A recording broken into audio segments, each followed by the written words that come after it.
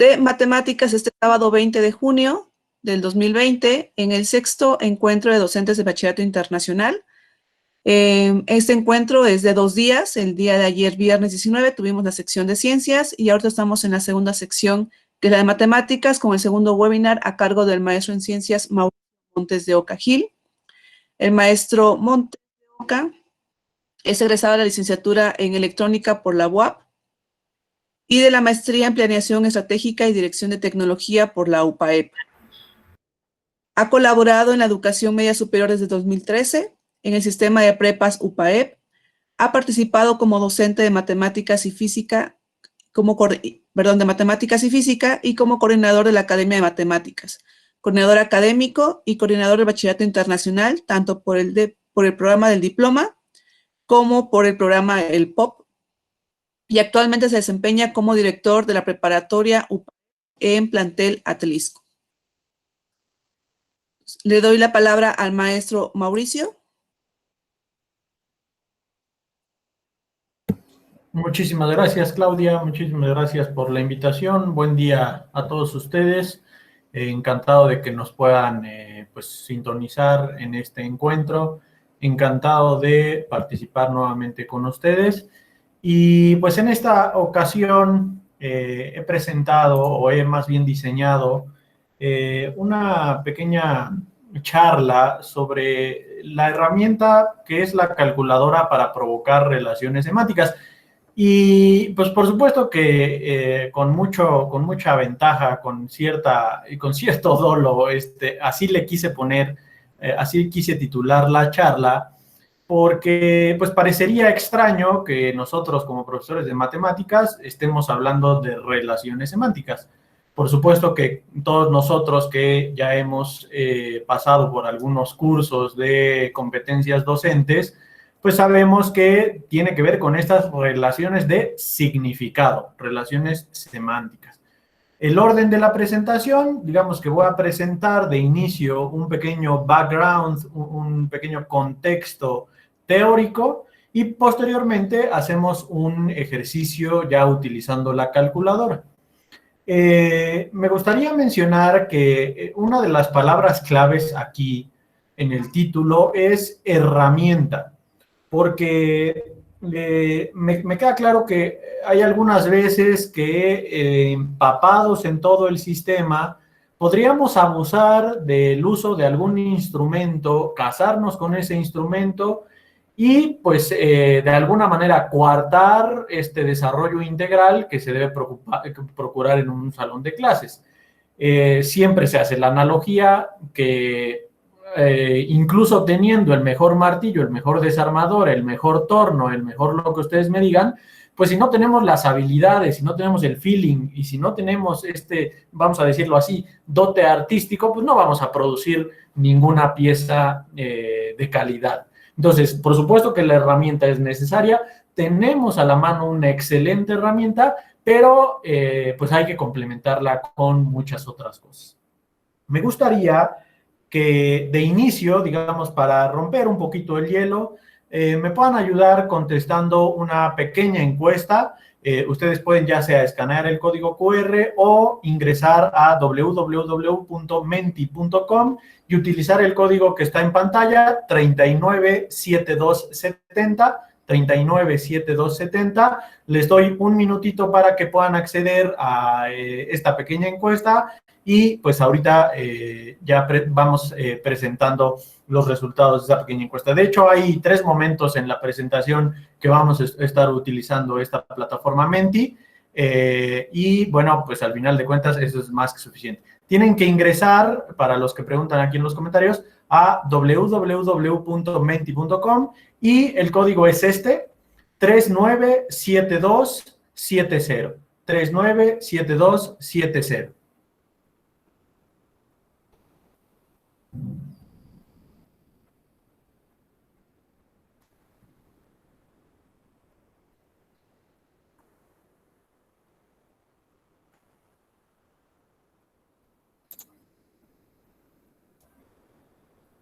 Bien, entonces, pues bueno, ya veo que algunos están ingresando, 20 ya tenemos acá ingresando, Y pues bueno, ustedes pueden ir ahí ya eligiendo su opción. La pregunta que quise, nada más para que yo tuviera un poquito de contexto, es si actualmente, ¿cómo es que utilizan la calculadora actualmente?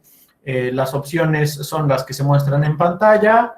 Alguno podría ser que ya le estén utilizando y lleven más de 2 años, que ya le estén utilizando y lleven menos de 2 años, que como pueden ustedes ver es la inmensa mayoría. Todavía no lo utilizan, que es la verdecilla, pero bueno, sabemos que es requerido si sobre todo estamos en planes ya de autorización o de certificación ante el bachillerato internacional. Y el azul turquesa, que sería, que en estos momentos está haciendo el mínimo, pues bueno, nos están comentando que no la han utilizado, pero están decidiendo hacerlo. Esto es importante porque me parece que, digo, yo he participado en estos encuentros ya desde hace algún tiempo y me parece que, digamos, hay que ir pues actualizando, hay que ir de alguna manera cambiando, porque al principio quizás era cómo utilizo la herramienta, pero ahora efectivamente tendría que ser cómo es que pues yo, digamos, la utilizo de mejor forma, ¿correcto? Sí, efectivamente, solo por el momento se puede responder una pregunta. Es esta pregunta la que podrían resolver por el momento y con eso es más suficiente. Es, digamos que la pregunta de inicio. Tenemos 61 respuestas y podemos ver que 25 ya la utilizan con más de 2 años y 18 sí la utilizan con menos de 2 años. Por ahí tenemos 18 personas dentro del equipo que, bueno, efectivamente todavía no la están utilizando. Me comentan algunos que no pueden ver, pero bueno, yo tengo aquí otra pantalla y efectivamente sí la pueden ver. Quizás lo que tengan que hacer es nada más darle un pin, exactamente como nos dice Ana. Por ahí la pueden bloquear para que, pues digamos, puedan ver la pantalla. Si se está desplegando, quizás pueda hacer que no la tengan, digamos, pineada o bloqueada para su presentación. Pero efectivamente, si se está viendo, la pueden buscar dentro de los participantes del grupo. Efectivamente. Bien. Entonces, vamos a ver, vamos a regresar aquí a la otra pantalla para, pues ahora sí, comenzar con nuestra presentación. Muy bien, efectivamente. Va un poquito el contexto teórico. Y me gustaría empezar por este modelo de la memoria humana. Resulta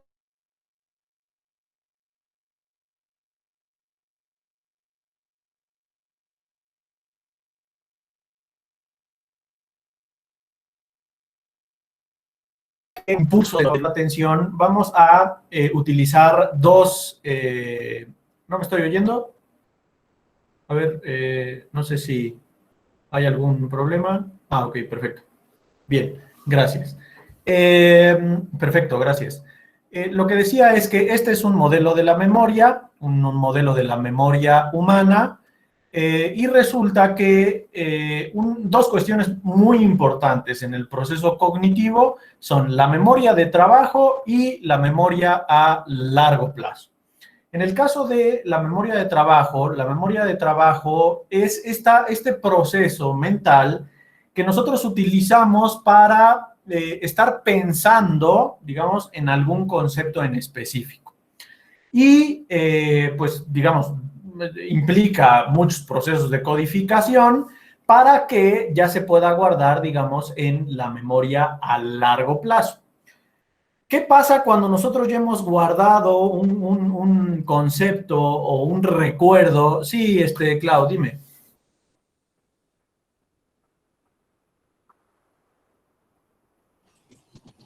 No, nada, Mauricio, perdón.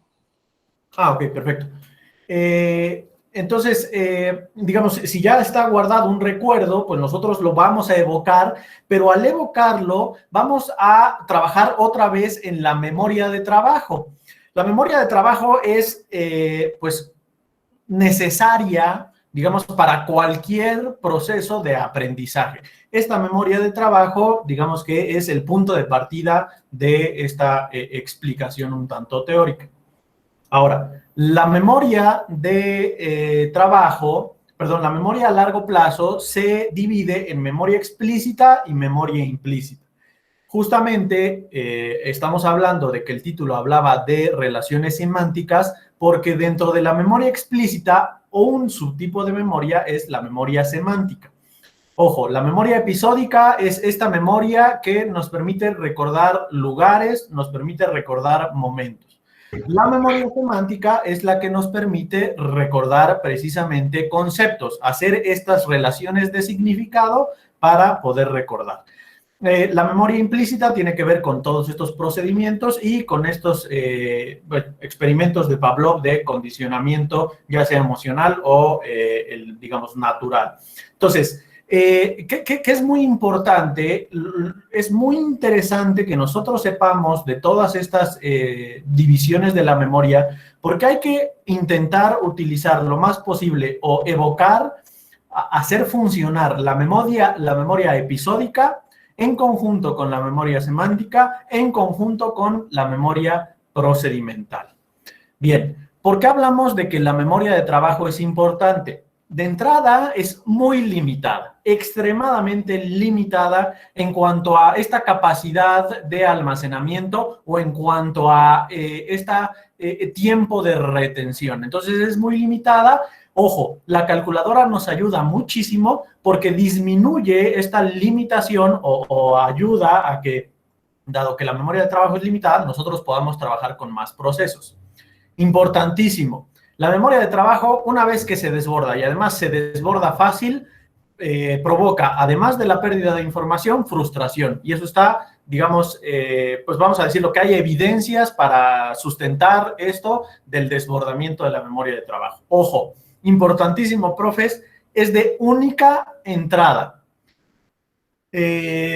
Pues por supuesto que yo creo que nació Microsoft y PowerPoint o cualquier herramienta que nosotros utilicemos para presentar, quizás nos decían que intentásemos utilizar el menos texto posible.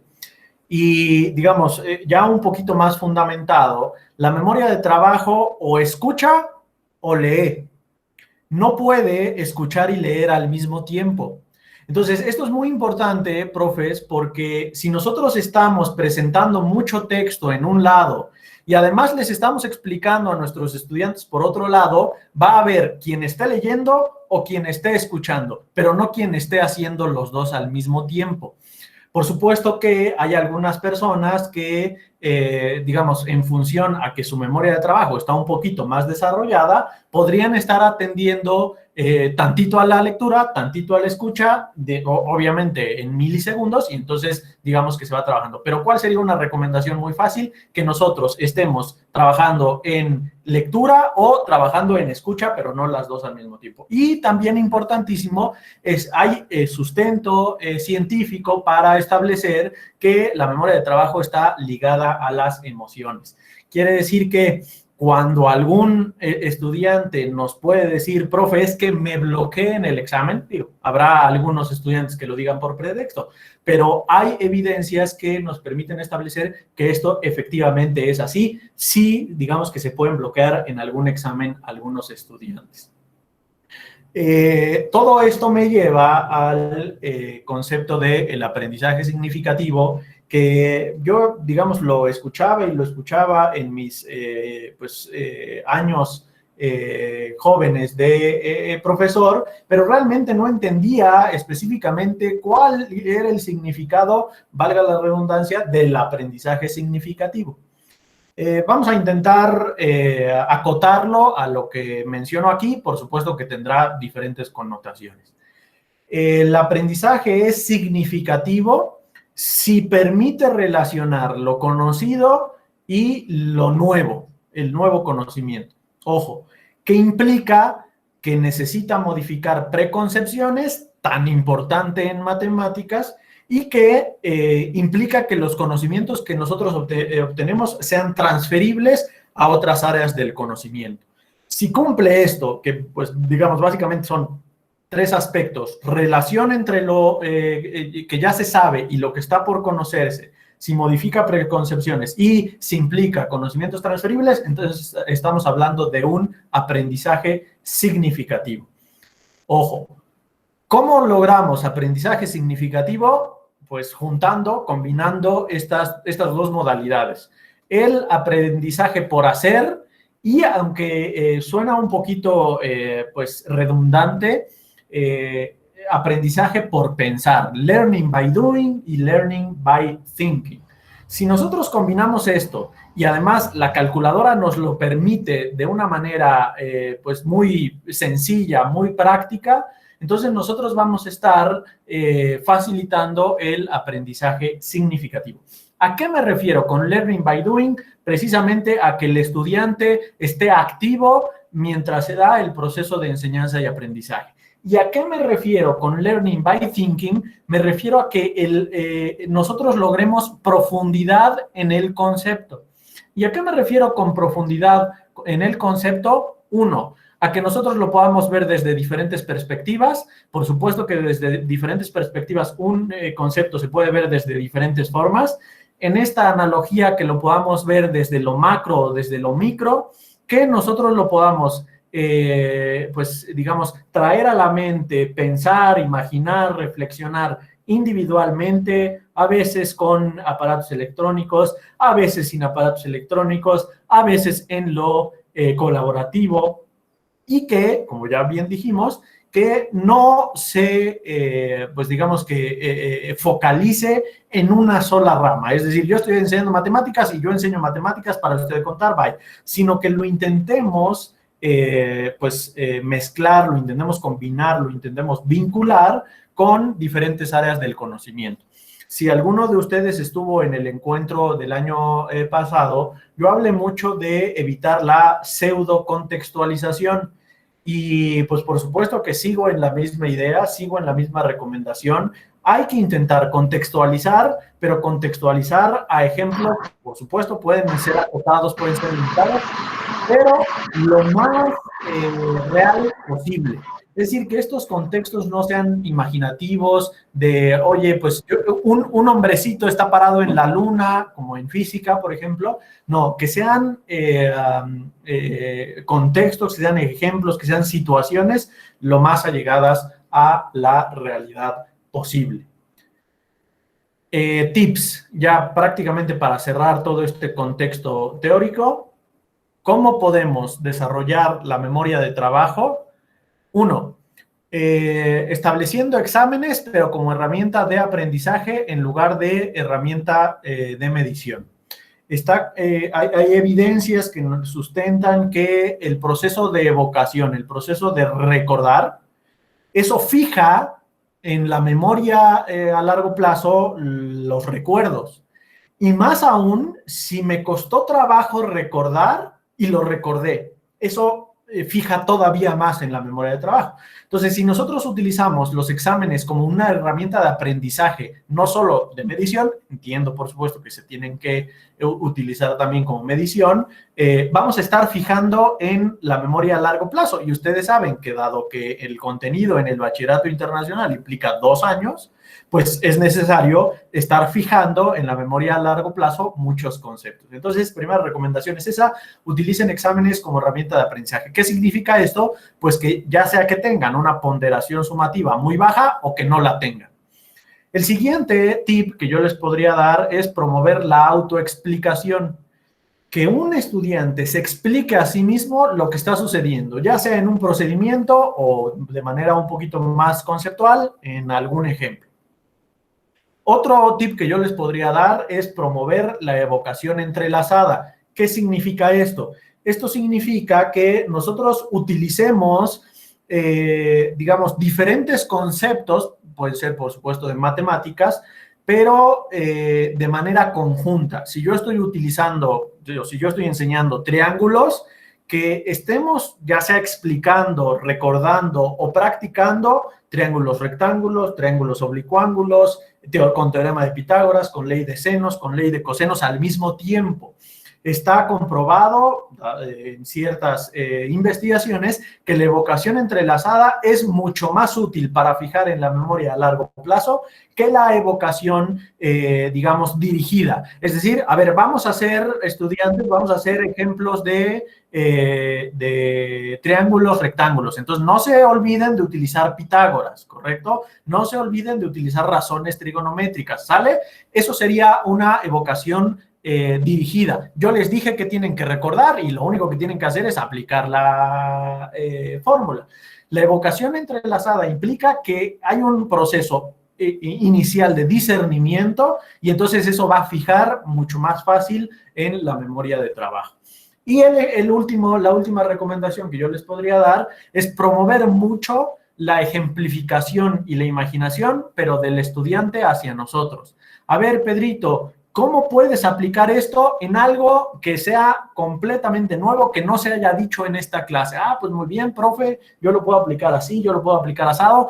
Independientemente de que esté bien o esté mal, este proceso de imaginación, este proceso de ejemplificación va a generar muchas sinapsis en las neuronas y entonces eso, digamos que va a favorecer el aprendizaje. Bien, me gustaría, ya hablé suficiente, me gustaría que ustedes compartieran nuevamente ingresando a Menti, ya digamos que esta transición ya es para pasar al uso de la calculadora con un pequeño ejemplo que he preparado, pero que me pudieran comentar cómo es que ustedes trabajan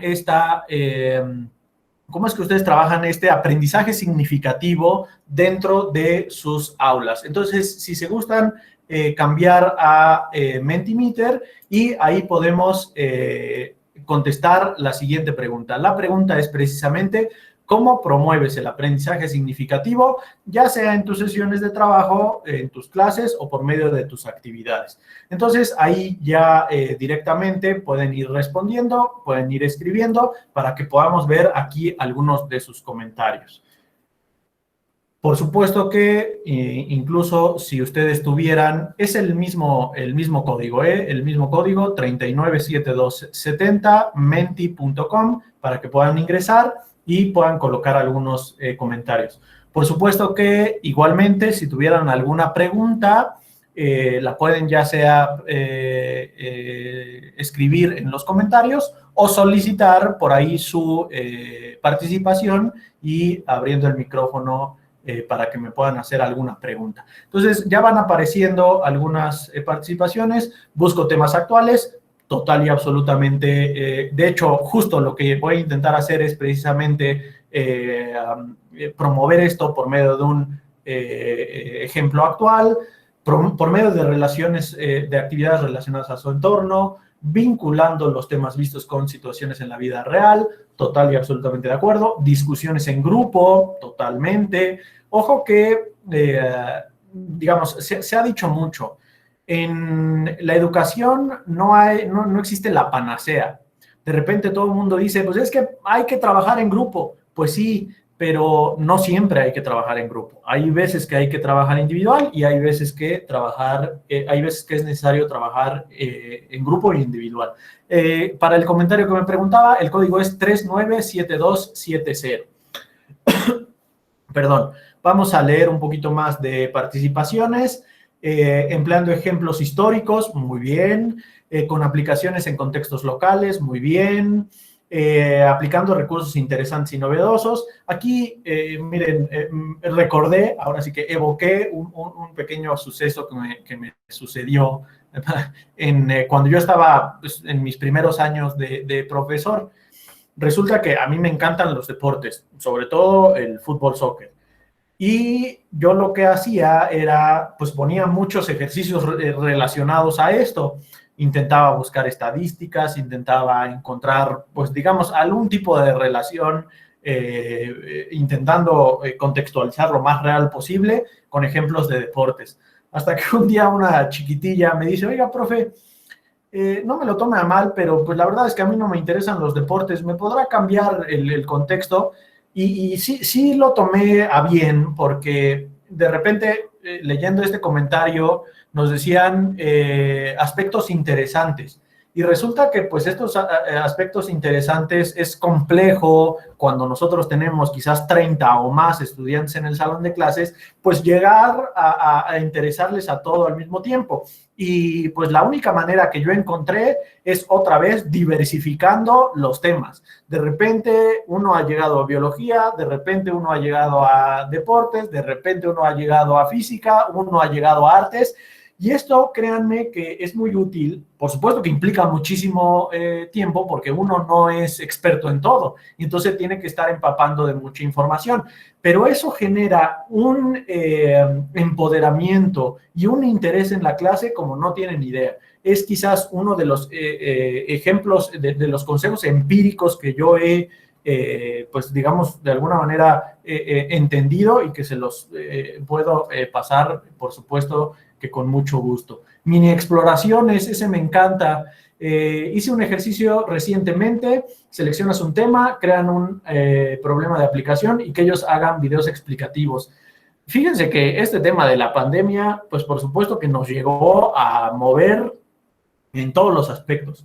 Y me queda claro que pues muchos de nosotros, muchos de los profesores, lo hemos tomado como un nicho de oportunidad para entender la manera de mejorar nuestras sesiones de clase. Y aquí en los ejemplos que ustedes me van compartiendo, pues la verdad es que me da mucho gusto porque se ve que así es. Bueno, ¿qué les parece si entonces ahora sí pasamos a lo que sería el ejemplo? Si alguien quiere ingresar a este ejemplo, lo puede hacer a través de este link. Sería bit.ly/mate-medio Casio-medio 20. Ustedes lo pueden ahí tipear en su explorador de internet para ingresar a este ejemplo. De cualquier manera, si no lo quieren hacer, yo también lo voy a presentar aquí en la pantalla. Voy a presentar en media pantalla el documento y en otra media pantalla el emulador de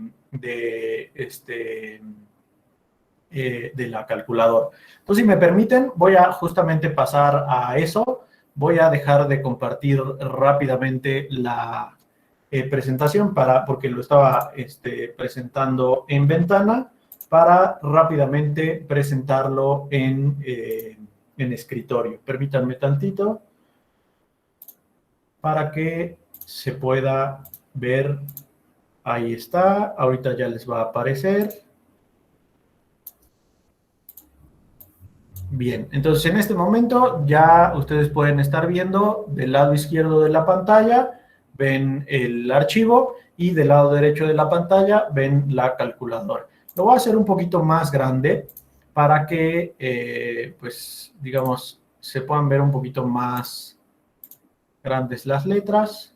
Por aquí además también lo voy a poner en pantalla completa, pero no, porque así ya no se ve la calculadora. Bueno, entonces lo vamos a poner así. Bien, supongo que ahí se ve más o menos. Ok. Entiendo que tenemos a participantes de varios lados de Latinoamérica. Yo escogí el tema de las cifras oficiales reportadas en México del caso COVID. ¿Qué tema tan más novedoso? Pues no se puede. Y además, quizás esto podría interesar al chico para aprender un poquito más. Entonces, fíjense, en la primera instrucción tendríamos lo siguiente. Considera los siguientes datos obtenidos a partir de las cifras publicadas por el gobierno federal en relación a la epidemia de COVID en México. Y pues aquí tenemos una pequeña tabla en donde tenemos en una columna la fecha, en otra columna los días transcurridos y en otra columna los casos confirmados acumulados. Lo que vamos a hacer es, en la calculadora, vamos a graficar estos puntos de la tabla anterior. En el eje X vamos a graficar los días transcurridos, es decir, esta columna de por aquí. Y en el eje Y vamos a utilizar los casos confirmados acumulados. Entonces, ¿qué vamos a hacer aquí? Nos vamos a ir al menú estadística, ¿correcto? Que sería el menú 2. Y aquí vamos a escribir precisamente los datos. En este caso, fíjense que yo aquí ya tengo en la columna de lista 1 los datos de días transcurridos, 1, 10, 20, 30, van de 10 en 10, así hasta llegar a 100.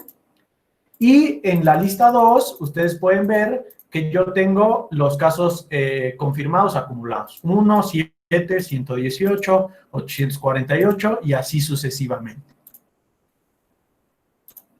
Les doy unos minutitos para que ustedes los puedan escribir en su calculadora y pues para que pasemos al punto 2. Si tuvieran alguna pregunta, pues por supuesto que nuevamente abierto el chat o también ustedes podrían solicitar la palabra abriendo su micrófono.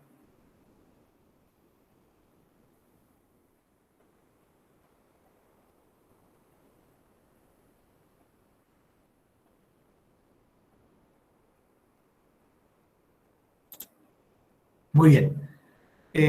Nada más voy leyendo la primera pregunta. La primera pregunta sería que grafiquemos los puntos en la tabla anterior. Una vez que hemos escrito todos estos datos, que únicamente fueron la columna de días transcurridos y la columna de casos confirmados, lo que vamos a hacer es graficarlos. En este caso vamos a pulsar F1, que es precisamente graficar. Vamos a asegurarnos que en set estén las condiciones que nosotros necesitamos, es decir, que sea un gráfico de dispersión, efectivamente, y que en lista 1 y lista 2 estén precisamente los ejes que nosotros queremos graficar. Entonces, en este caso, digamos que está la información que nosotros queremos, ahí le podemos modificar la marca, etcétera, etcétera, y nosotros ya lo graficaríamos directamente con F1. Y ustedes deberían de obtener algo parecido a lo que se está mostrando en pantalla. Entonces, básicamente, nosotros ya habríamos completado el punto 2, que nos dice que en nuestra calculadora grafiquemos los puntos de la tabla anterior. Nuevamente me comentan que no se ve la pantalla, pero pues según yo sí se ven. Nuevamente, si es que no les están dando pin, ahí Sí se ve. Muchísimas gracias ahí al tocayo, muchísimas gracias a María de Lourdes, gracias Lidia. Nada más tienes que buscar dentro de los participantes la presentación y le das pinear para que ya se quede fijada en tu pantalla. Anclar es el verbo que estaba buscando desde hace rato, gracias. Anclar es el verbo que estaba buscando y no lo encontraba. Bien, perfecto. Entonces, ya tienen directamente la gráfica. Vamos al siguiente punto y fíjense. El siguiente punto nos dice cuál es el modelo matemático que mejor describe los datos.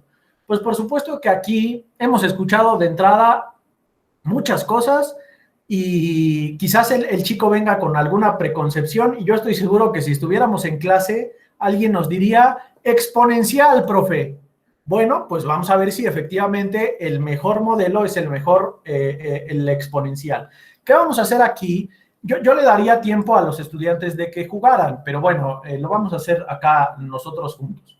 Nos vamos a ir directamente a F1, que es Calc, y aquí tenemos pues distintos modelos posibles. Tendríamos en F2 el modelo lineal, en F4 el modelo cuadrático, en ¿qué sería? 5 el modelo cúbico, e incluso tendríamos más modelos de potencia 4, logarítmico, exponencial.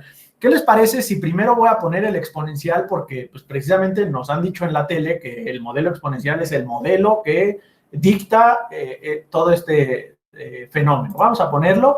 Y entonces yo aquí ya le doy precisamente exponencial y me da dos opciones. El modelo AE a la BX, que de hecho es el que voy a utilizar, o el modelo A por B a la X. Entonces yo voy a darle F1 y nos va a dar precisamente estos datos. Si nosotros nos vamos a precisamente, digamos, el modelo matemático, que sería la función, vemos ahí abajo que tenemos y igual a precisamente el modelo y aquí nos da precisamente las constantes y en R cuadrado o R, pues digamos, nos da un muy buen parámetro para saber si efectivamente es un buen modelo. Y sí, es un buen modelo. ¿Qué les parece si yo lo dibujo? Entonces le voy a dar aquí F6 para ver cómo está precisamente el modelo matemático en comparación con los datos reales. La línea delgadita precisamente sería el modelo matemático y las crucecitas serían los datos reales. Podemos ver que efectivamente se parecen, pero pues vamos a jugar. ¿Qué les parece? Vamos a jugar a ver si es el mejor modelo. Y aquí en este tema de jugar es donde posiblemente, no todos, pero posiblemente el alumno puede ir entendiendo a qué nos estamos refiriendo. Entonces, le voy a dar rapidísimo exit para que yo pueda graficar otro modelo. ¿Qué les parece si graficamos el modelo pues lineal? Me queda claro que no va a ser, pero ¿qué les parece el cuadrático? Entonces, en este caso sería F4.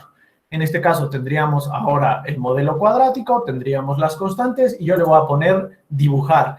Y fíjense que pues el modelo cuadrático se parece también bastante, pero al principio como que no tanto. Ahí tenemos las comparaciones, el exponencial, el cuadrático y por último voy a graficar el cúbico. En este caso el cúbico sería F5. Y nada más antes de darle dibujar, fíjense en R cuadrado. En R cuadrado, en este caso, estamos a punto de llegar a 1, lo cual implica que es el mejor modelo matemático que representa la información real. Aquí nosotros, dado que tenemos más constantes, tendríamos que irnos hacia arriba o hacia abajo. Hacia abajo tenemos precisamente la ecuación y arriba tenemos las cuatro constantes. Entonces, simplemente lo voy a dibujar y en este caso ya parece una maraña, pero efectivamente por R cuadrada, podemos ver que el mejor modelo que describe los datos en la tabla es el modelo cúbico. Muy bien, entonces nada más me regreso para rehacer la gráfica, únicamente colocando el modelo cúbico, ¿correcto? Y precisamente ahí tendríamos el modelo cúbico. Ojo, aquí nosotros, bueno, si yo fuera el profe, yo le podría comentar al chico, ¿y qué pasa con todo lo que está del lado izquierdo? Es decir, los puntos negativos del eje X. Aquí podríamos hablar un poquito de rango y podríamos hablar de funciones establecidas por partes. Entonces, bueno, me parece que podríamos seguir profundizando y profundizando y lo que insisto, esta evocación entrelazada que va a ser muy benéfica para los estudiantes. Bueno, no me voy a detener en esto, vamos a utilizar el modelo cúbico y para que sea más fácil utilizarlo, le vamos a pedir a la calculadora que nos copie la información. Entonces, si yo estoy precisamente en esta pantalla, aparece precisamente la opción de copiar, que en este caso sería F5. Voy a darle copiar y fíjense que bueno, ustedes deberían de obtener precisamente en el menú de gráfica la información ya con las constantes que nos ha aparecido en la pantalla anterior de la modelación matemática. Si me gustan confirmar que obtuvieron efectivamente esta información, ojo, nada más la que está en Y1, porque yo lo que está en Y2 y en Y3 ya lo había escrito. Ustedes deben de haber obtenido en Y1 la información de las constantes que aparecía en la modelación matemática anterior. Si alguien tuviera alguna duda, pues por supuesto que nos podemos ir con un poquito más nos podemos ir un poquito más despacio. Ok, perfecto. En este caso, lo que yo voy a hacer es, voy a seleccionar únicamente bueno, ya ahí tenemos copiado. Le tienen que dar Enter, ojo, le tienen que dar Enter para que se los copie y ahí ya lo tienen copiado, ¿correcto? ¿Cómo lo pasan a esta pantalla? Va de nuevo. Le tienen que dar, cuando están en esta pantalla, el modelo cúbico, le tienen que dar copiar y ahí le van a dar un Enter para que efectivamente ya se los copie. ¿Cómo van a checar que efectivamente se los haya copiado? Nos vamos a ir a menú y van a ir directamente a Graph, que es el menú 5. Si ustedes ya están ahí, pues efectivamente podrían estar viendo en este renglón azul, podrían estar viendo la información. Entonces, en este caso, yo voy a seleccionar la gráfica que aparece en Y1 para que nosotros podamos ver precisamente la información, que va a ser nuevamente la información que ya habíamos visto. Le damos graficar, pero ahorita ya la tenemos graficada como una función continua y ya por supuesto que no nos aparecen los puntos discretos, vamos a llamarle los puntos de la tabla. Muy bien, en este caso ya lo tenemos aquí en nuestra pantalla de gráfica. Y fíjense, me voy a regresar aquí a la actividad, me voy a pasar a... bueno, ahí ya tienen, escribe con una función que depende de la variable, yo ahí le puse de la variable d para que le tengan que cambiar, pero en este caso sería muy sencillo porque únicamente tendríamos que copiar las constantes con la letra d y pondríamos f de d, etcétera, etcétera, etcétera. Pero bueno, esto es muy fácil porque nosotros sí somos profes de mates. Bien, me voy al punto 4. En la tabla original dice, no se presentan los datos de todos los días. Pues sí, efectivamente tenemos cada 10 días. Ahora, dice, sin embargo, es posible obtener una estimación de los mismos. ¿Qué es lo que tendríamos que hacer? Dice, calcula, utilizando tu modelo, la cantidad acumulada de contagios para el 19 de marzo y para el 14 de mayo. Por supuesto que aquí yo abriría el debate, a ver, Juanito, ¿cómo le harías? A ver, Pedrito, ¿cómo le harías?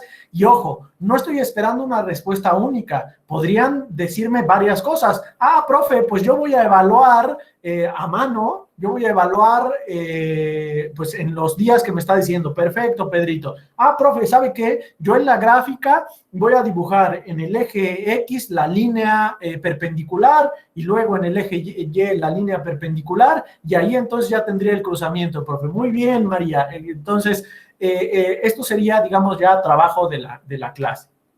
¿Cómo lo vamos a hacer aquí utilizando la calculadora? Pues primero tendríamos que saber qué significa o qué día implica el 19 de marzo y qué día implica el 14 de mayo. Vámonos a la tabla original porque está muy sencillo. Aquí tenemos la fecha y el primero que nos dice, ¿cuál era? 19 de marzo. ¿Están de acuerdo que el 19 de marzo está muy fácil? Porque aquí tenemos 18 de marzo y es 20. Por lo tanto, el 19 de marzo sería el día 21. ¿Qué es lo que vamos a hacer aquí para estimar, según nuestro modelo matemático, cuántos casos acumulados tendríamos el 19 de marzo? Nos vamos a ir a F5, que es Gsolve, y le vamos a seleccionar menú siguiente, es decir, F6, y aquí le vamos a seleccionar YCalc, que sería calcular precisamente el valor en Y. Si yo le doy F1, me va a pedir que ingrese el valor en X. En este caso, para el 19 de marzo sería 21. Le damos Enter y nosotros tenemos que para el 21 nuestro espejo en Y sería 259. Es decir, tendríamos aproximadamente 260 datos según nuestro modelo matemático. Vamos a hacer exactamente lo mismo, pero ahora para el 14 de mayo que nos pide. Vamos a ver qué día es el 14 de mayo. En este caso, fíjense, yo acá tengo el 7 de mayo, es el 70, entonces nos están pidiendo el 14 de mayo, sería el 77. Vamos a hacer exactamente lo mismo. Me voy a F5, le doy aquí en menú, y vamos a solicitar que nos pida el valor de X. En este caso, el valor de X sería 77. Para el día 77, que sería el 14 de mayo, nosotros estimaríamos, según nuestro modelo, 42.881 casos acumulados en México, según las cifras que nos ha reportado el gobierno federal. Entonces, ¿están de acuerdo que aquí ya tendríamos el punto 4A, ¿correcto? El punto 4A. Ya tendríamos ahí estos dos valores. Perfecto. Fíjense, después dice, una vez que cuentes con los datos por interpolación, investiga en Internet los datos reales para dichos días y calcula el porcentaje de error en comparación con tu estimación. Bien, en este caso, pues nosotros no lo vamos a investigar en Internet, ya aquí tengo los datos. Fíjense, para el 19 de marzo el dato reportado fue de 164, y para el 14 de mayo el dato reportado fue 42,595. Fíjense, ¿qué les parece si hacemos el cálculo del porcentaje de error para este último dato? Insisto, el dato reportado por el gobierno federal fue 42,595. Entonces, en este caso, yo me voy a ir al menú 1, que es el menú calculadora, para hacer precisamente la operación que teníamos por ahí. Entonces, en este caso, el dato que nos arrojaba era, sí, ya me perdí, me voy a regresar, esto es lo importante de la calculadora, que pues por supuesto no se pierde la información. Por estar aquí platicando no lo apunté. Voy a encontrar nuevamente el dato para tenerlo por ahí.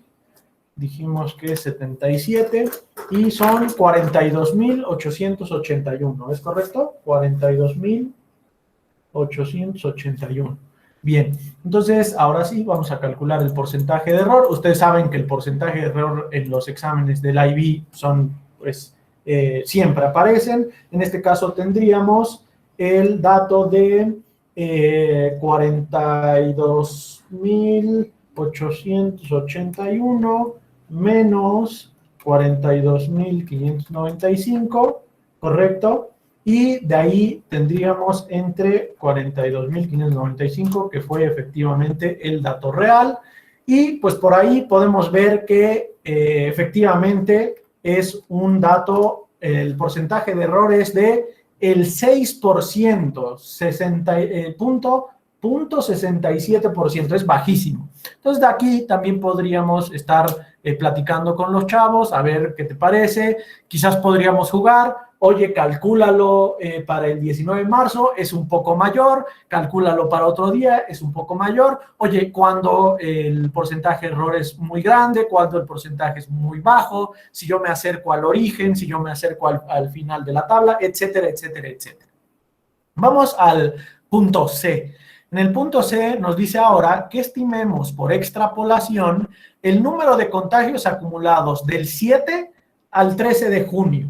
Ojo, ¿por qué estamos hablando de extrapolación? Porque en ese momento que pensé, que diseñé esta práctica, pues nosotros lo teníamos hasta el 6 de junio. Por supuesto que ahorita, al día de hoy, ya no sería extrapolación si nosotros considerábamos los datos que ya han pasado, pero bueno, en ese momento era por extrapolación. ¿Cómo le vamos a hacer ahora? Le podríamos hacer uno por uno. Por supuesto que también podríamos ir el 101, calculamos, 102, calculamos, 103, calculamos, pero también tenemos por aquí la opción de tabulación, que es el menú 7.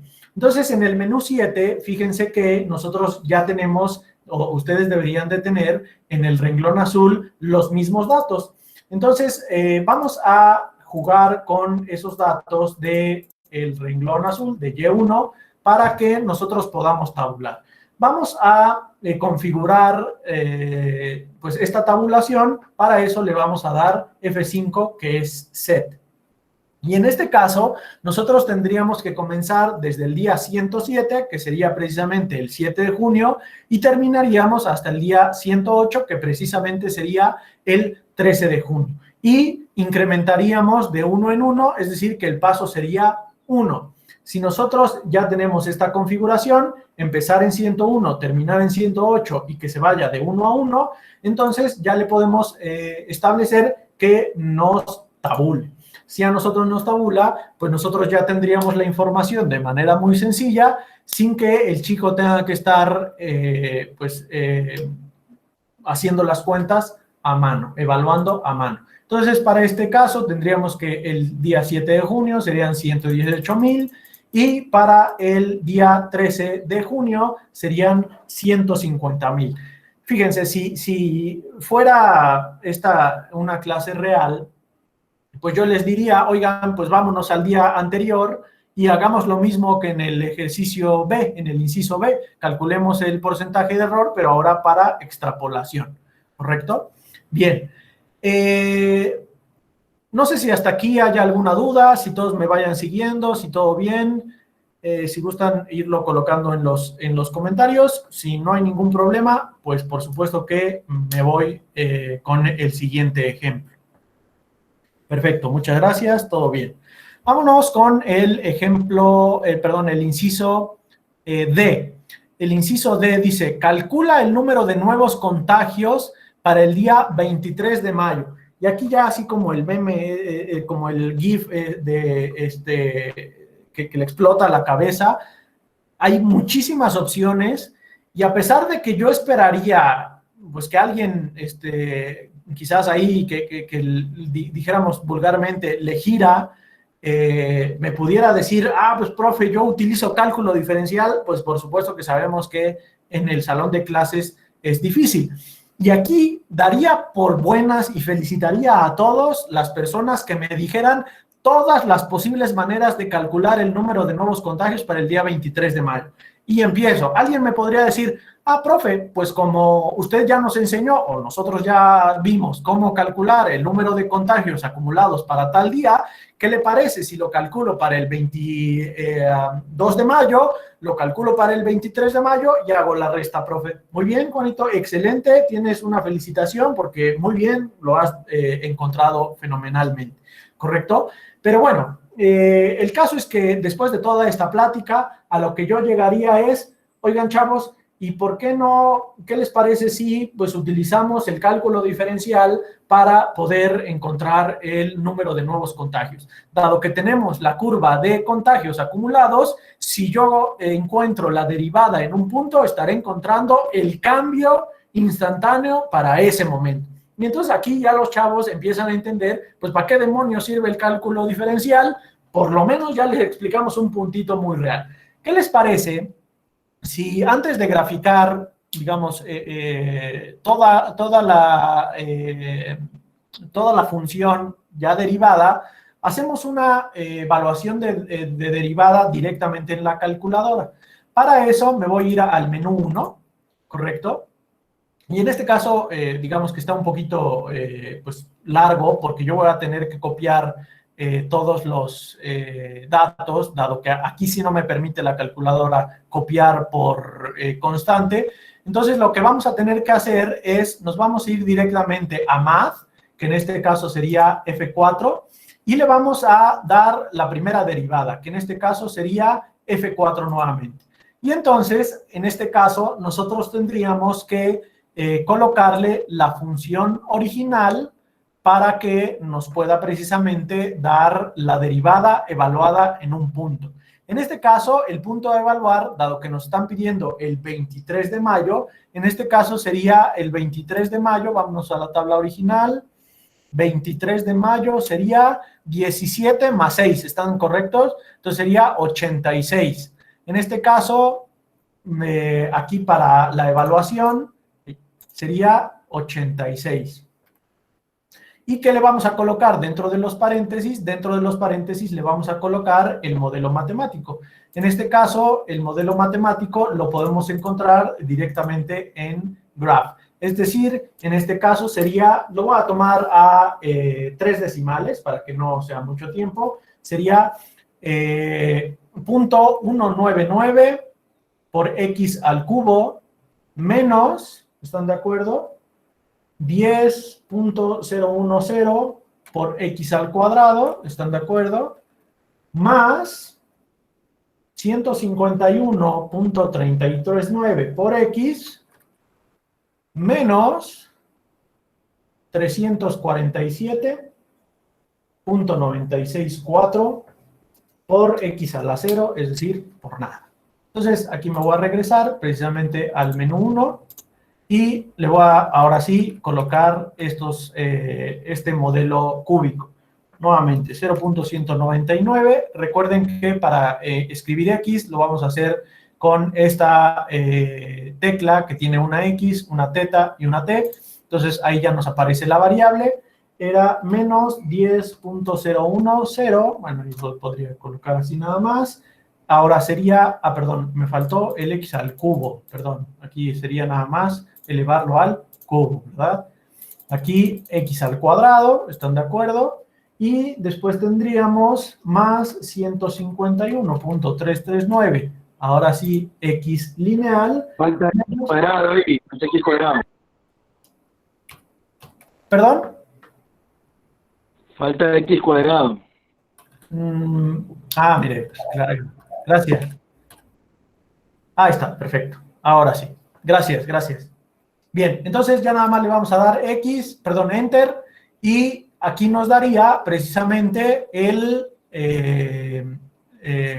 valor de la derivada evaluada en 86, que en este caso es 2845. 2845, que sería el gradiente para ese punto, o en este caso, la pendiente de la tangente para ese punto.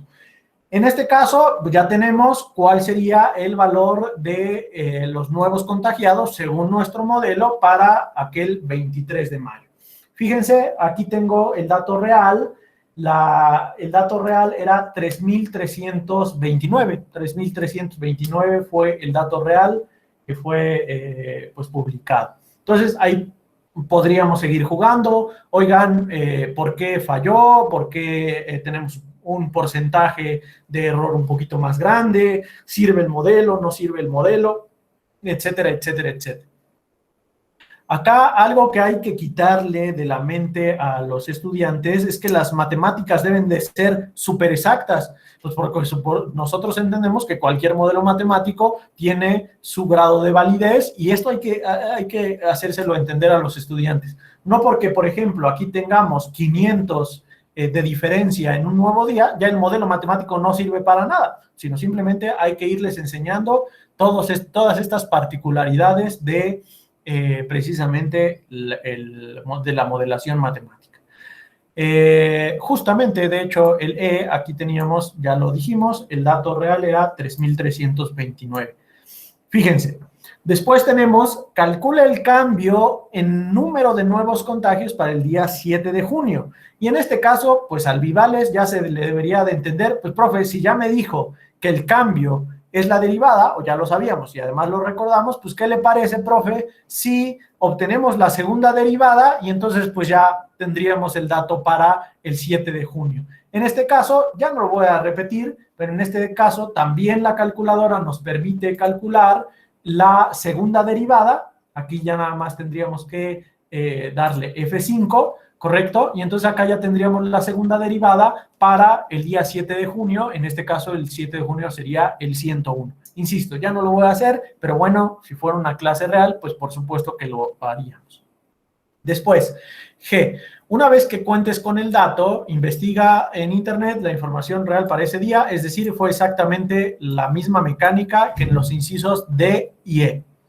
Y después, fíjense, esta me encanta porque esta es mucho más abierta. Tenemos, ¿cómo interpretas la gráfica de la segunda derivada en tu modelo matemático? En este caso, yo antes de pasar a la calculadora, intentaría llegar a que me dijeran, profe, dado que mi función original es de grado 3, mi primera derivada sería de grado 2 y mi segunda derivada sería una función lineal. Eso me encantaría que, digamos, a partir de la discusión fuéramos llegando. Importante, profes, no darles las respuestas las tienen que encontrar ellos mismos. Nosotros, por supuesto, vamos guiando. En este sentido, si nosotros hemos llegado a que la segunda derivada es una función lineal, nosotros, pues digamos que nos imaginaríamos cuál sería la interpretación de la segunda derivada si tuviéramos pendiente positiva o si tuviéramos pendiente negativa. Si tuviéramos pendiente positiva, la interpretación sería que el cambio en nuevos contagios incrementa e incrementa e incrementa, y entonces, pues según nuestro modelo, nunca habría un máximo global. Si fuera con pendiente negativa, entonces significaría que ya van bajando, van decayendo, y entonces efectivamente podríamos tener de alguna manera el pico del que tanto se habla en todo el mundo, ¿correcto? ¿Qué ¿Qué es lo que haría en este sentido? Ya habiendo recitado todo esto con los estudiantes, pues por supuesto que lo que sería útil sería graficar tanto la primera derivada como la segunda derivada. Entonces yo aquí ya las tengo escritas, ya las tengo escritas, simplemente hay que seleccionarlas, ¿correcto? Y dado que nuestra CG50 ya es a color, pues va a ser mucho más sencillo que nosotros podamos diferenciar las gráficas. Ojo, aquí, dado que el crecimiento de la curva azul es muy grande, pues las curvas, tanto roja como verde, pues prácticamente no son significativas dentro de los parámetros que yo estoy graficando. Aquí vale la pena entonces que nosotros le digamos a los estudiantes, pues que nuestros valores en Y sean mucho más bajos para que nosotros precisamente podamos ver las gráficas de manera adecuada. ¿Qué les parece aquí? Yo le voy a poner arbitrariamente desde menos 150, ¿qué les parece? Hasta 500. Insisto, es arbitrario. Y entonces, ahora sí, lo podríamos dibujar nuevamente. Y ojo, aquí el estudiante, pues digamos que tendría también que preguntarse muchas cosas. Tendría que preguntarse, uno, ¿por qué la gráfica? Nosotros sí sabemos que las funciones cúbicas tienen esta forma de S, pero nosotros podríamos profundizar en ese concepto de qué pasa muy cercano al origen, por qué tenemos esa gráfica y además cómo le pega, digamos, a la cercanía del modelo en los primeros días. Después podríamos preguntarnos qué significa esa cuadrática como primera derivada y qué significa la lineal como tercera derivada. Insisto, esto, pues por supuesto que dado que todos somos profes de mate, no es necesario irlo explicando.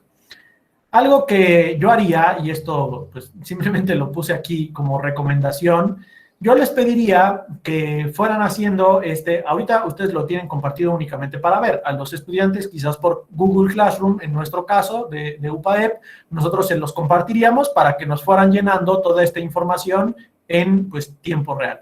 Algo que yo les recomiendo, profes, es esto que está en naranjita. Yo le diría al estudiante, en caso de haber completado tu producto de aprendizaje en tiempo y forma, recibirás en tu correo institucional una insignia digital. Estas insignias digitales, yo les recomiendo este sitio. Fíjense, aquí tengo este sitio de interés que se llama Make Badges, que precisamente serían pues las insignias digitales. Nosotros podemos crear insignias de forma bien sencilla, las podemos descargar como JPG o como PNG, y entonces esto incentiva al estudiante, no solo por la calificación, sigue siendo conductista, por supuesto que sí, pero le vamos quitando un poquito de esa fijación en la calificación, sino ahora nosotros ya tendríamos un poquito de fijación en una gratificación distinta a la calificación. Fíjense, me voy a meter aquí nada más para que ustedes puedan verla. Les voy a colocar el link en los comentarios, ¿correcto? Para que ustedes pues tengan a bien también utilizarlo. Entonces, se los coloco aquí.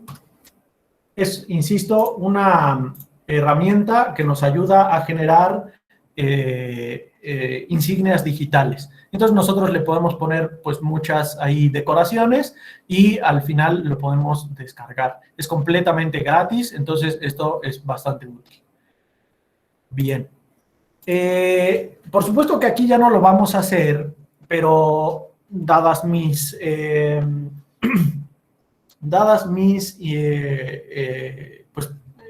conceptos iniciales, mis recomendaciones iniciales, aquí yo finalizaría la sesión pidiéndole al estudiante que realizara inicialmente un glosario de términos explícitos dentro de mi actividad, es decir, por ejemplo, que quizás aquí, por ejemplo, pudiera establecer una función. Bueno, pues entonces él tendría que incluir en su glosario función, es explícito. Quizás también podría colocar, no sé, primera derivada, podría colocar segunda derivada, etcétera, etcétera. Pero quizás es más importante profes, que nosotros les pidamos que también hagan un glosario de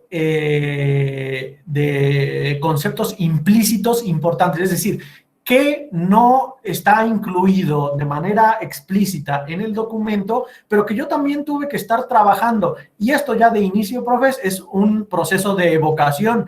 Entonces el chico va a tener que, ¿qué me decía? Pues vimos el tema de pendiente. Aunque no es explícito, va a tener que utilizarlo, pues por supuesto que era necesario para la utilización.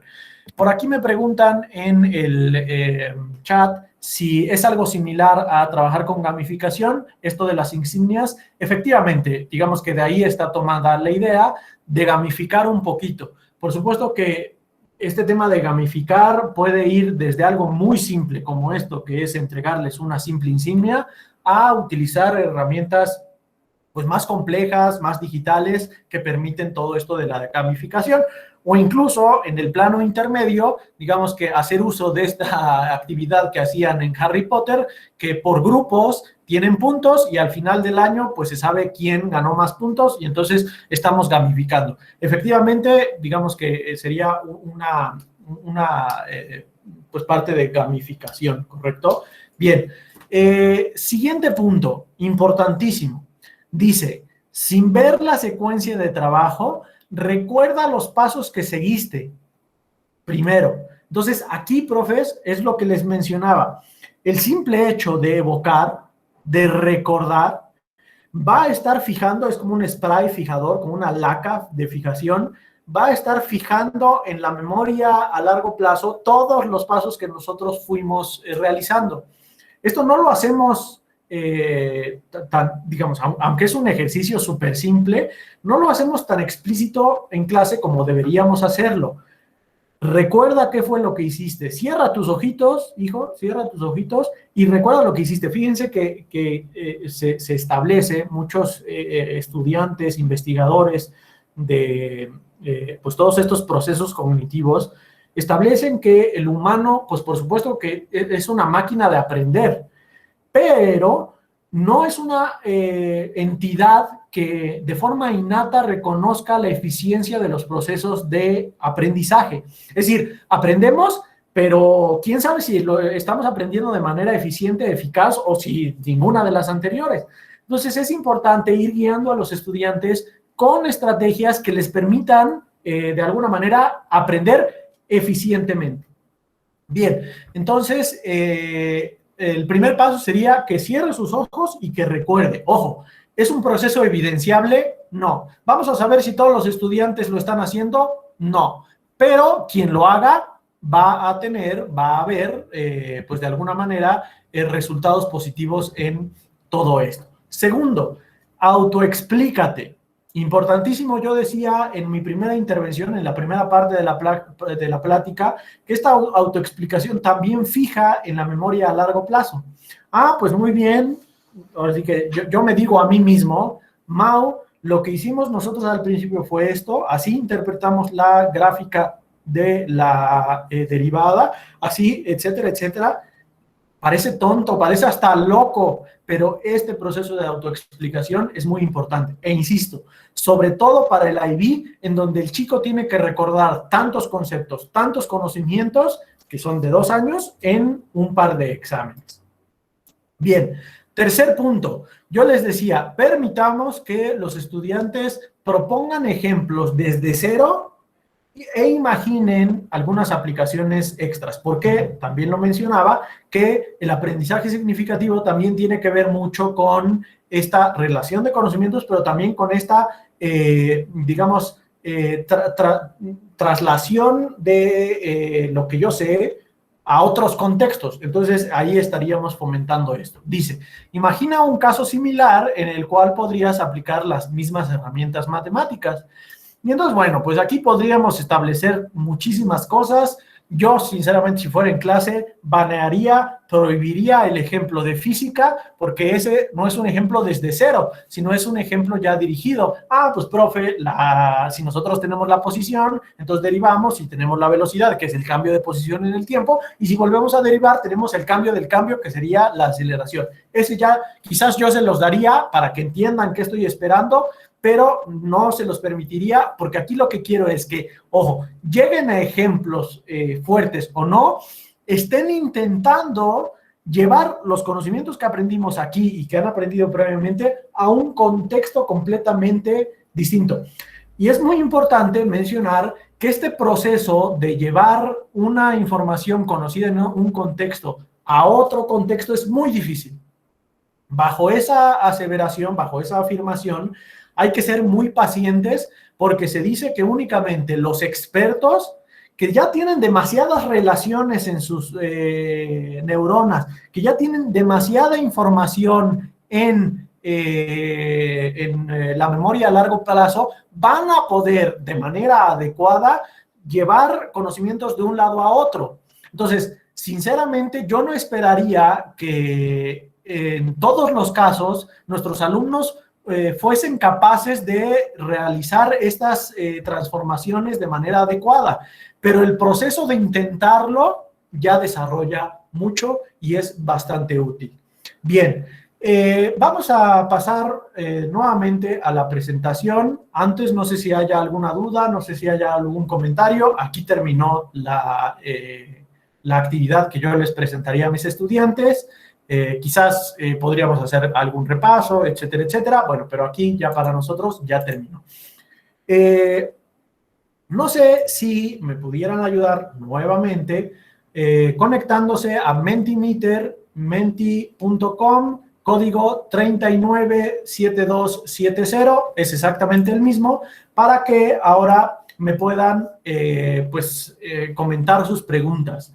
Decidí que pues hubiera un tiempo significativo para las preguntas, entonces ya sea que las puedan escribir aquí o que las puedan pues expresar directamente, entonces pues que me las puedan poner. Por aquí ya tengo una que me dice lo siguiente: ¿tendrás más material en video que podamos seguir consultando? Pues ahí va el comercial. Yo no me llevo nada del comercial, pero por supuesto que sí, les pongo el código QR, ahí está. Les recomiendo muchísimo un libro que de hecho es de este año, fue ya puesto a la venta este año. Se llama Una aproximación científica al aprendizaje, de Héctor Ruiz. Una aproximación científica al aprendizaje, de Héctor Ruiz.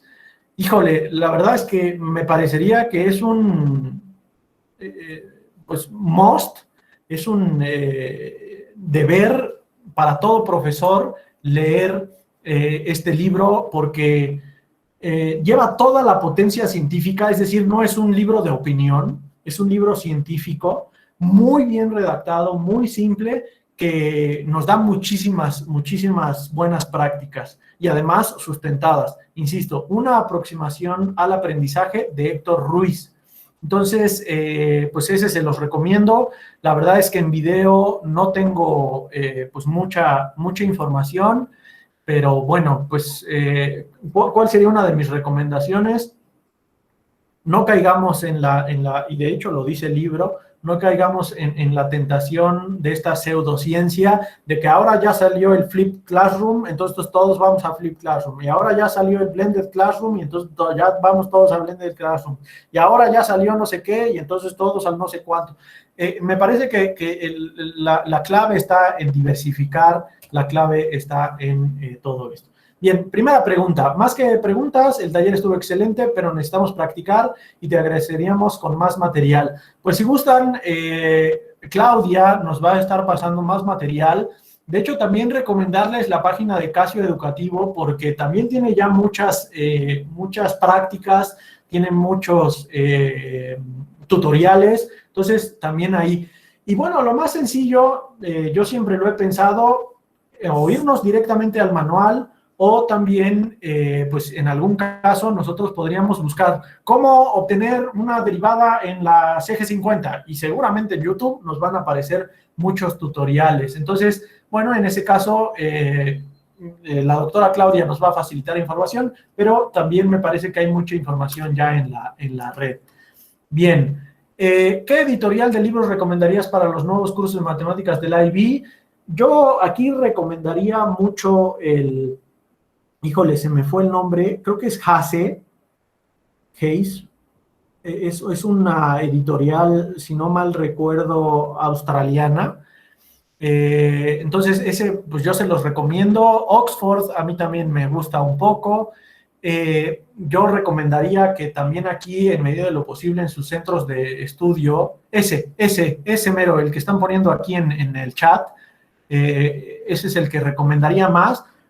Por ahí en el 2004, cuando yo empecé con el IB, ese fue el que me ayudó. En ese momento daba estudios matemáticos y ese fue el que me ayudó. De ahí prácticamente aprendí pues, todo lo que sé. Por supuesto que ya después me hice examinador y ahí te dan, vaya, no es que te den explícitamente muchos tips, pero pues por supuesto que estar evaluando tanto te da muchos buenos tips. Por ejemplo, hace rato en la plática anterior veía que había cierta preocupación por el tema de las cifras significativas del redondeo. Por supuesto que es importante que nosotros se los enseñemos a nuestros estudiantes de la mejor manera, pero desde mi percepción, digamos, no tomen un mal consejo, pero los examinadores no nos dedicamos, no nos focalizamos tanto en el redondeo. Entonces, creo que, pues bueno, ahí es un buen tip. Hay cosas más importantes que el redondeo. El redondeo pasa a segundo y hasta tercer término. Siguiente, ¿qué plataforma virtual se recomienda para trabajar ejercicios del tipo IB? En este caso, yo sí recomendaría, por supuesto que hay algunas, pues digamos, vínculos un poco piratas, un poco gratis, pero yo sí recomendaría que le solicitaran a sus directores o a sus coordinadores o lo que fuese, que les compren el formulario actualizado, no formulario, sino el banco de ejercicios actualizado del propio IB, porque pues sí es muy interesante, lo pueden adquirir directamente en la página del IB. Fíjense que aquí están de acuerdo, profes, que hay dos vertientes. La primera vertiente es enseñar para la vida y la segunda alternativa es enseñar para el examen. Y afortunadamente o lamentablemente nosotros tenemos que hacer ambos. Tenemos que enseñar matemáticas reales, pero también tenemos que enseñar matemáticas para el examen del IB. Entonces, en esta medida, creo que incluso aquí en este taller de Casio, en este encuentro, lo hicimos. El primer taller era muy específico, quizás más para exámenes IB, pero este quizás podría ser un poquito más para la vida. Hay que complementarlo y creo que así se obtienen mejores resultados en los exámenes del IB. Algo que también les tenemos que ayudar mucho a los estudiantes es al discernimiento. El examen del IB, ustedes lo saben, incluso para nosotros, es muy difícil contestarlo en tan poco tiempo. Entonces, en este caso, tienen los chicos que aprender a decidir, a ver, esta me va a dar más puntos, esta la voy a hacer en menos tiempo. Si yo quiero un 5, que es una excelente calificación en matemáticas, no tengo que ir a sacar en México es 10 en el examen, es decir, el 100% de los activos. Entonces, también es muy importante esta parte de enseñarles a los estudiantes a que en el examen en el IB no van por el 100%, van por menos. Y eso resta un poquito de estrés, les da un poquito más de apertura para ir decidiendo, etcétera, etcétera, etcétera. La siguiente, ¿qué sugerencia das a los nuevos miembros del Bachillerato Internacional? Quizás ya más o menos he dicho algunas, pero definitivamente tenemos que tener un libro, el que sea, ya sea el de Oxford, la verdad no se pronuncie, no sé cómo se pronuncie, AS, por ahí también están algunas otras publicaciones, me parece que eso es importante. Un libro. Necesitamos también, eventualmente, cuando podamos, intentar ser examinadores. Y en tercer punto, nosotros tenemos que resolver todos los exámenes de todas las convocatorias pasadas. Tenemos una desventaja ahorita, dado que cambió la guía, pues tendremos que esperar algunas convocatorias, pero ya en MyIB ya está el examen pues, tipo de, ya sea que nosotros elijamos matemáticas, análisis y enfoques, o la otra, ya podemos ir comenzando a nosotros practicar. Si a mí me preguntan qué hace la diferencia entre un buen profesor IB y entre un mal profesor IB, sería, uno, que utiliza el libro, dos, que él mismo ha invertido mucho tiempo en responder los exámenes, y tres, el correcto uso de la calculadora. Muchas gracias por compartir, gracias a ustedes por escucharme. ¿Cómo comparas esta calculadora versus la 9860? Es idéntica, excepto el color. Es recomendable el color porque, pues dado que nuestros estudiantes para nada están acostumbrados a una pantalla monocromática, esta es un poquito más estimulante. Entonces, digamos que en cuanto a operaciones que podemos hacer, yo diría que el 99.9% las podemos hacer en ambas, pero dado que la otra es monocromática y la CG50 es a color, pues se recomendaría un poquito más la que es a color. Buenas tardes, saludos desde Ecuador, saludos, a ver cuándo me invitan a Ecuador, cuando pase la pandemia, por favor. Me gustaría material para aplicar el bachillerato normal. Este taller es muy interesante. Bueno, pues muchísimas gracias. Diferencias fundamentales entre Casio y T-Inspire. Bueno, aquí es cuestión de gustos, y a mí, y de verdad que no es porque, digamos, esté exponiendo en Casio, a mí se me hace mucho más amigable la Casio, mucho más. Por supuesto que las de Texas Instruments, pues por supuesto que son también útiles. A mí, para los estudiantes, se me hacen mucho más amigables las de Casio. Es, digamos, lo que tengo que decir. No sé si haya algún otro comentario. Me paso aquí de Mentimeter a los comentarios en Meet. Buenas tardes, si hay pocas diferencias. Gracias por compartir, mucho gusto, bienvenido, gracias. Bueno, correcto, sí. Que ojo, chi cuadrado ya no aparece en las nuevas guías, entonces ya ahí tenemos una ventaja. Excelente presentación. Bueno, pues, Clau, eso sería lo que yo tengo para exponer. Te agradezco, Clau, como siempre, la invitación. Por supuesto que esperamos seguir participando con ustedes. De verdad que a mí me encanta. No sé si pues, digamos, hay oportunidad futura, pero a mí me encanta. Si se note, yo lo hago con muchísima pasión y pues muchísimas gracias a todos por escucharme. Bueno, muchísimas gracias al maestro Mauricio Montes de Oca por atender a esta invitación en este segundo webinar de matemáticas del sexto encuentro de docentes de bachillerato internacional. Bueno, pues entonces estamos cerrando el webinar y como parte de cerrar esta sección de matemáticas de este día, sábado 20 de junio, les pedimos a todos que puedan activar sus cámaras. A manera de cierre, podamos ver a todos. Bueno, lo que la pantalla me permite ver, ¿no? Que igual como somos 88 conectados, no me permite ver a todos. Esta es un poco como la foto grupal, pero igual habíamos pedido la fotito para todos, así que bueno, si pueden saludar a la cámara a manera de cerrar. Y muchas gracias por su participación. Voy a cerrar la grabación. Gracias. Muchas gracias.